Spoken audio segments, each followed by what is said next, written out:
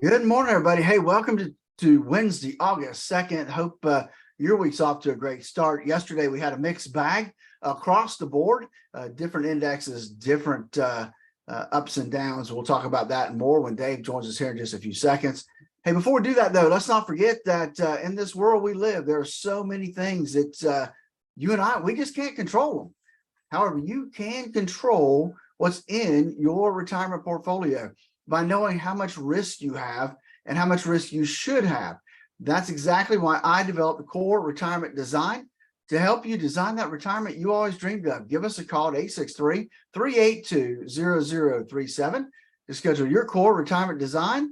With that, we got Dave coming up next.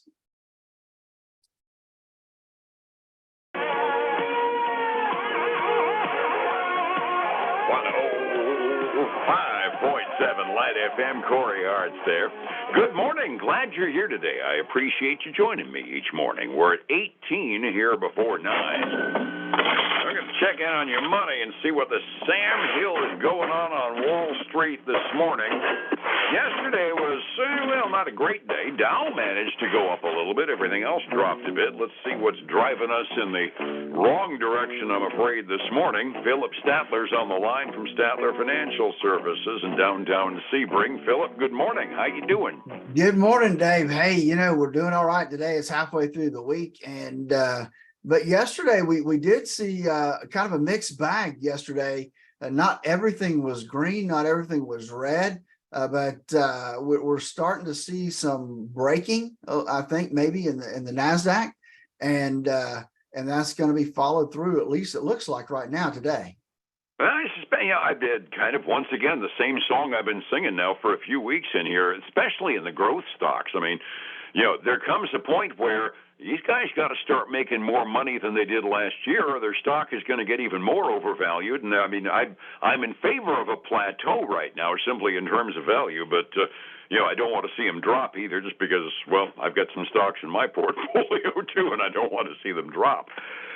Start out the morning with the employment news that starts out. ADP gives us the private sector employment numbers right before the government numbers, and we had another one of those good news, bad news things here this past month. The ADP was expected to produce 185,000 new private sector jobs.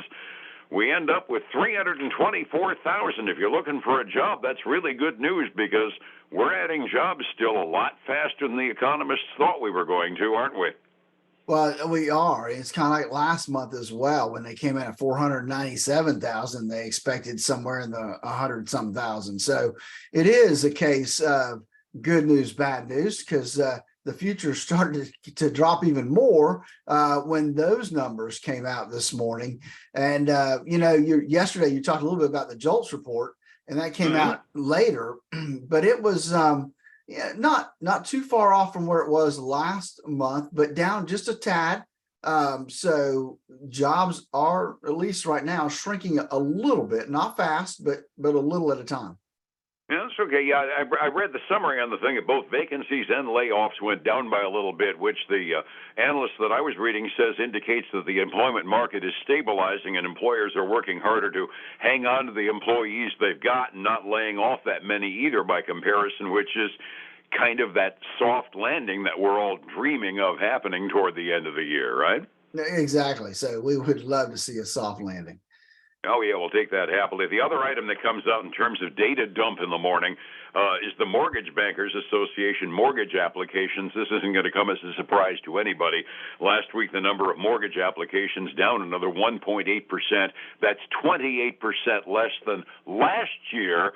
And you might remember last year, this is about the time we started bumping up those mortgage rates and started choking off mortgage applications. So that trend is kind of continuing. But the real earth-shaking thing, and I didn't hear this, but you caught this morning and kind of explained some of the red ink we're seeing on the indexes this morning. Oh, my God, our FICO rating went down. If you check your credit standing and you like to see it up above 800, well, it seems that the United States, our bond rating went down, didn't it? It did. Fitch, which is one of the rating agencies, actually downgraded U.S. long-term rating from AAA to AA plus, and I'll quote this to you. Their reasoning was, quote, "The repeated debt limit political standoffs and last minute resolutions have eroded confidence in fiscal management," unquote. So that's their reasoning behind the downgrade, and they evidently don't think that's going to change in Washington. Do you think it's going to change? No, I kind of have to be right there with them on that. Yeah, I got to say, I don't think we had a prayer, but let's hope some of the rummies on both sides of the aisle in Washington read that, because every darn time we go through that, and you and I both go on rants every time we have one of those debt ceiling arguments. We say we know it's going to happen. We know it's going to happen at the last minute. We know there's going to be a little bit of compromise. Each side gives a little bit, and we're going to end up raising the debt ceiling. But finally, the rating companies are getting sick of seeing this silly dance that they do every time we start hitting our debt ceiling. And there's just no charitable way to put it. It's just flat out stupid every time we do it. Well, and it's irresponsible, right? For our government to not be able to get that thing under control is just irresponsible on their part. I mean, how would that be if your household was running that big of a debt that you could never ever pay back? And so we continue to see that, and I kind of had forgotten that that's not the first time that our rating had been cut. Back in 2011. The Standard and Poor's cut our credit rating from AAA to AA plus, and it was over the exact same thing back when they were trying to do. You might remember that was when we shut the government down for the better part of a month in there. Oh, that's right. Yep, I forgot that too. Bad news, you just kind of forget. Borderline legendary. Yeah, it was.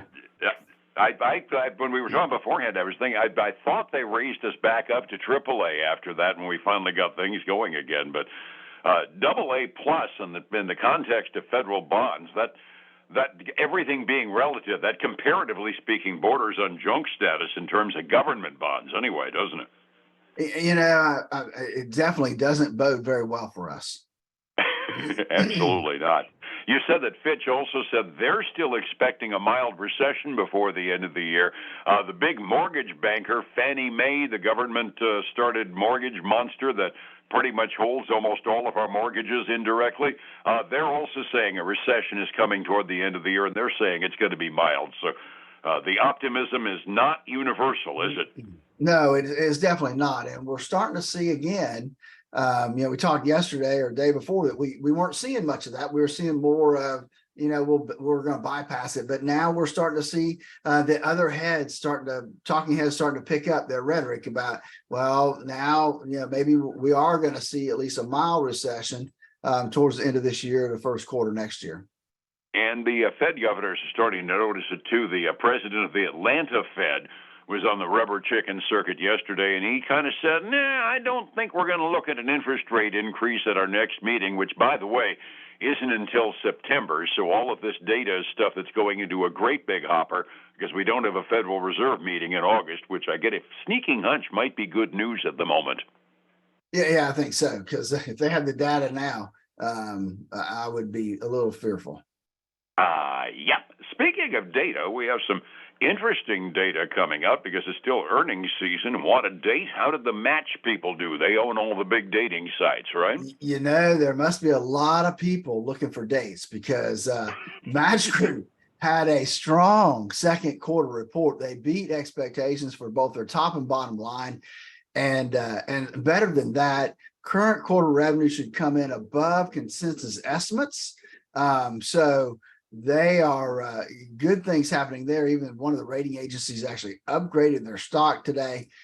They're trading up a little over 10.1% this morning. No, I always thought that was such a little niche market, and all of a sudden it's a big publicly traded company, internet dating. I don't get it, but I know a lot of friends.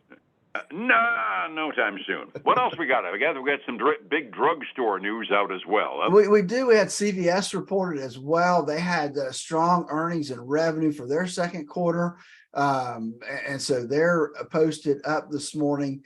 Well, they were up. You got to look every minute, every second of the day. They were up about 2%, but now they've slid down 3.1%. Not sure exactly what the fly in the ointment is there, because everything in my tip sheet looks pretty good. But talking about healthcare, let's talk about Humana.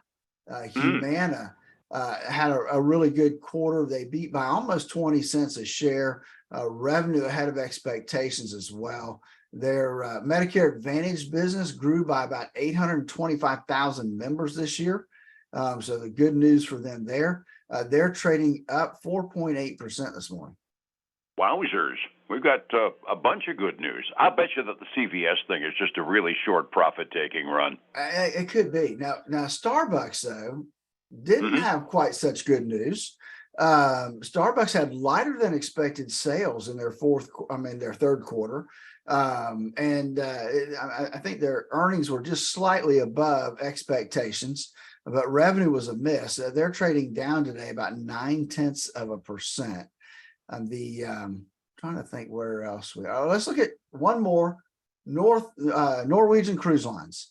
They posted their results weaker than expected guidance for their third quarter going forward, and so they even got a little bit of a downgrade from somebody. They're trading down 3.25% this morning.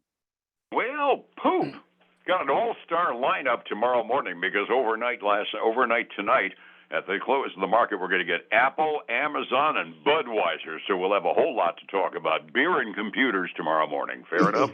Fair enough, man. Sounds good. Resetting the table for the morning. It was an update for the blue chips yesterday. Nobody else really gained much. 45 minutes before we open, roll it all into a ball and tell us where we're going.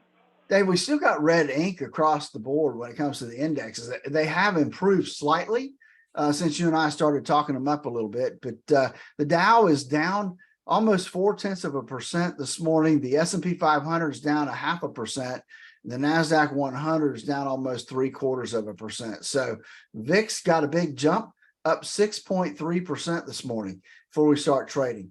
On the other side, we got green ink. Silver's up 1/3 to $24.40 an ounce. Gold still under 2,000, but still up 1/3 to $1,985 an ounce. And then crude oil heading back up again this morning, Dave, up 0.7% to $81.94 a barrel. I was hoping that you weren't going to tell me my delayed quotes had us over 82 currently, because I see it trending up, and that's bumping its nose on another psychological number. The overseas markets pretty much all in sell-off mode, and a good chunk of that is probably off of our bond re-rating. European markets are off precipitously. Let's see, Asia Pacific, same thing at 6 a.m. this morning. The Hong Kong market down by 2.5%. Everybody was down by over 1%. European markets are topping 1% down too, halfway through their trading day. Our bond news did not make anybody happy. You got bonds in your portfolio. When they renew, their interest will be going up. That's probably good news. Help me arrange my retirement. How do I find you to get a mix onto getting things right? You know, Dave, I want to continue to have folks remember the Fidelity report that said baby boomers have about 37% too much equities in their portfolio.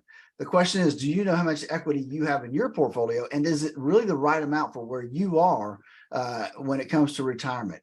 That's why I developed the core retirement design for that process to determine what that risk should look like for you. Give us a call at 863-382-0037 to schedule your core retirement design. And then join us this weekend for the Statler Financial Radio Show, 6 a.m. and noon on Saturday, 10 a.m. Sunday morning on Highlands News Talk 730, 95.3 FM. And you and me back together again tomorrow morning with hopefully more good news this time than bad news. Fair enough? Fair enough, buddy. Have a great day. Take care, my friend. It's 105.7 Light FM and Statler Financial Services. Phillip Statler. And folks, again, I want to thank you for joining us today. Hope you'll join us again tomorrow. Same time, same place. Until then, have a great day. Bye now.